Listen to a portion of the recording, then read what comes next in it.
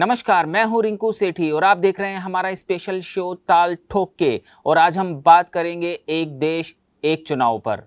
लोकसभा और राज्यों की विधानसभाओं के चुनाव एक साथ कराए जाने के मसले पर लंबे समय से बहस चल रही है। प्रधानमंत्री नरेंद्र मोदी ने भी इस विचार का समर्थन कर इसे आगे बढ़ाया है। आपको बता दें कि इस मसले पर चुनाव आयोग, नीति आयोग, विधि आयोग और संविधान समीक्षा आयोग भी विचार कर चुके हैं। अभी हाल ही में विधि आयोग ने देश में एक साथ चुनाव कराए जाने के मुद्दे पर विभिन्न राजनीतिक दलों, क्षेत्रीय पार्टियों और प्रशासनिक अधिकारियों की राय जानने के लिए 3 दिवसीय कॉन्फ्रेंस का आयोजन किया था। इस कॉन्फ्रेंस में कुछ राजनीतिक दलों ने इस विचार से सहमति जताई, जबकि ज्यादातर राजनीतिक दलों ने इसका विरोध किया। जाहिर है कि जब तक इस विचार पर आम राय नहीं बनती, तब तक इसे धरातल पर उतारना संभव नहीं होगा। एक देश एक चुनाव के पक्ष में कहा जाता है कि यह विकासोन्मुखी विचार है। जाहिर है, लगातार चुनावों के कारण देश में बार बार आदर्श आचार संहिता लागू करनी पड़ती है। इसकी वजह से सरकार आवश्यक नीतिगत निर्णय नहीं ले पाती और विभिन्न योजनाओं को लागू करते समय समस्या आती है। इसके कारण विकास कार्य प्रभावित होते हैं। एक देश एक चुनाव के पक्ष में दूसरा तर्क यह है कि इससे बार बार चुनाव में होने वाले भारी खर्च में कमी आएगी। गौरतलब है कि बार बार चुनाव होते रहने से सरकारी खजाने पर अतिरिक्त आर्थिक बोझ भी पड़ता है। चुनाव पर होने वाले खर्च में लगातार हो रही वृद्धि इस बात का सबूत है कि यह देश की आर्थिक सेहत के लिए भी ठीक नहीं है। एक देश एक चुनाव के पक्ष में दिए जाने वाले तीसरे तर्क में कहा जाता है कि इससे काले धन और भ्रष्टाचार पर रोक लगाने में मदद मिलेगी। यह किसी से भी छिपा नहीं है कि चुनावों के दौरान राजनीतिक दलों और प्रत्याशियों द्वारा काले धन का खुलकर इस्तेमाल किया जाता है।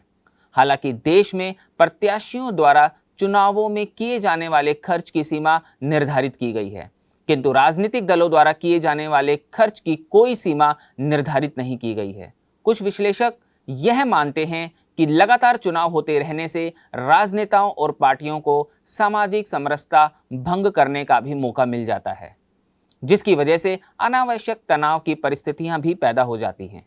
एक साथ चुनाव कराने से इस प्रकार की समस्या से निजात पाया जा सकता है। इसके पक्ष में चौथा तर्क यह है कि एक साथ चुनाव कराने से सरकारी कर्मचारियों और सुरक्षा बलों को बार बार चुनावी ड्यूटी पर लगाने की जरूरत नहीं पड़ेगी। इससे उनका समय भी बचेगा और वे अपने कर्तव्यों का पालन भी सही तरीके से कर पाएंगे। आपको बता दें कि हमारे यहाँ चुनाव कराने के लिए शिक्षकों और सरकारी नौकरी करने वाले कर्मचारियों की सेवाएं ली जाती है, जिससे उनका कार्य प्रभावित होता है। इतना ही नहीं, निर्बाध चुनाव कराने के लिए भारी संख्या में पुलिस और सुरक्षा बलों की मौजूदगी भी जरूरी होती है। एक देश एक चुनाव के विरोध में विशेषज्ञों का मानना है कि संविधान ने हमें संसदीय मॉडल प्रदान किया है, जिसके तहत लोकसभा और विधानसभाएं 5 वर्षों के लिए चुनी जाती है। लेकिन एक साथ चुनाव कराने के मुद्दे पर हमारा संविधान मौन है। संविधान में कई ऐसे प्रावधान हैं जो इस विचार के बिल्कुल विपरीत दिखाई देते हैं। मसलन अनुच्छेद 2 के तहत संसद द्वारा किसी नए राज्य को भारतीय संघ में शामिल किया जा सकता है और अनुच्छेद 3 के तहत संसद कोई नया राज्य बना सकती है, जहां अलग से चुनाव कराने पड़ सकते हैं। इसी प्रकार अनुच्छेद 85(2)(b) के अनुसार राष्ट्रपति, लोकसभा और अनुच्छेद 174(2)(b) के अनुसार राज्यपाल विधानसभा को 5 वर्ष से पहले भी भंग कर सकते हैं। अनुच्छेद 352 के तहत युद्ध, आक्रमण या सशस्त्र विद्रोह की स्थिति में राष्ट्रीय आपातकाल लगाकर लोकसभा का कार्यकाल बढ़ाया जा सकता है। इसी तरह अनुच्छेद 356 के तहत राज्यों में राष्ट्रपति शासन भी लगाया जा सकता है और ऐसी स्थिति में संबंधित राज्य के राजनीतिक समीकरण में अप्रत्याशित उलटफेर होने से वहां फिर से चुनाव कराने की संभावना बढ़ जाती है। ये सारी परिस्थितियां एक देश एक चुनाव के नितांत विपरीत है। एक देश एक चुनाव के विरोध में दूसरा तर्क यह दिया जाता है कि यह विचार देश के संघीय ढांचे के विपरीत होगा और संसदीय लोकतंत्र के लिए घातक कदम होगा। लोकसभा और राज्यों की विधानसभाओं का चुनाव एक साथ करवाने पर कुछ विधानसभाओं के मर्जी के खिलाफ उनके कार्यकाल को बढ़ाया या घटाया जाएगा, जिससे राज्यों की स्वतंत्रता, स्वायत्तता प्रभावित हो सकती है। एक देश एक चुनाव के विरोध में तीसरा तर्क यह है कि अगर लोकसभा और राज्यों की विधानसभा के चुनाव एक साथ करवाए गए तो ज्यादा संभावना है कि राष्ट्रीय मुद्दों के सामने क्षेत्रीय मुद्दे बोने हो जाएंगे। इसके विपरीत क्षेत्रीय मुद्दों के सामने राष्ट्रीय मुद्दों का अपना अस्तित्व है। दरअसल लोकसभा एवं विधानसभाओं के चुनाव का स्वरूप और मुद्दे बिल्कुल अलग होते हैं। लोकसभा के चुनाव जहां राष्ट्रीय सरकार के गठन के लिए होते हैं, वहीं विधानसभा के चुनाव राज्य सरकार का गठन करने के लिए होते हैं। इसलिए लोकसभा में जहां राष्ट्रीय महत्व के मुद्दों को प्रमुखता दी जाती है, तो वहीं विधानसभा चुनाव में क्षेत्रीय महत्व के मुद्दे आगे रहते हैं। देश में संसदीय प्रणाली होने के नाते अलग अलग समय पर चुनाव होते रहते हैं और जनप्रतिनिधियों को जनता के प्रति लगातार जवाबदेह बने रहना पड़ता है। इसके अलावा कोई भी पार्टी या नेता एक चुनाव जीतने के बाद निरंकुश होकर काम नहीं कर सकता, क्योंकि उसे छोटे छोटे अंतरालों पर किसी न किसी चुनाव का सामना करना पड़ता है। विशेषज्ञों का मानना है कि अगर दोनों चुनाव एक साथ कराए जाते हैं तो ऐसा होने की आशंका बढ़ जाएगी कि एक देश एक चुनाव के विरोध में पांचवा तर्क यह दिया जाता है कि भारत जनसंख्या के मामले में विश्व का सबसे बड़ा देश है।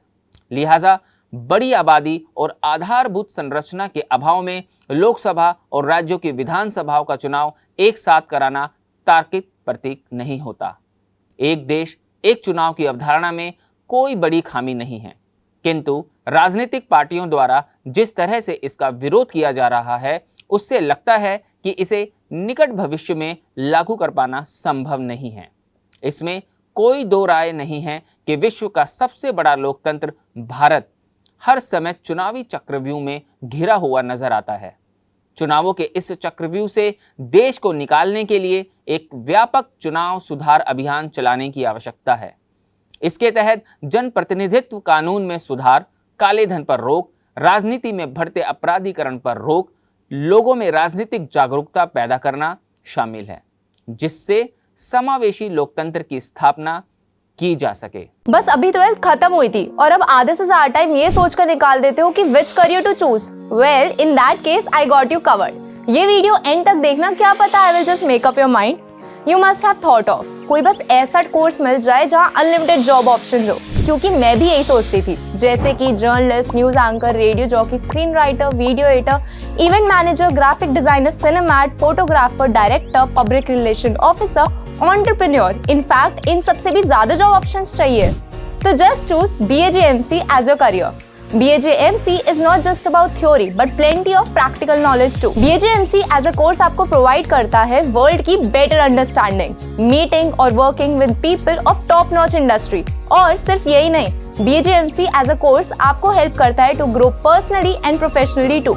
So what are you waiting for? Choose BAJMC, क्योंकि इधर आपको मिलेंगी endless possibilities। यदि देश में एक देश एक कर यानी GST लागू हो सकता है, तो एक देश एक चुनाव क्यों नहीं हो सकता।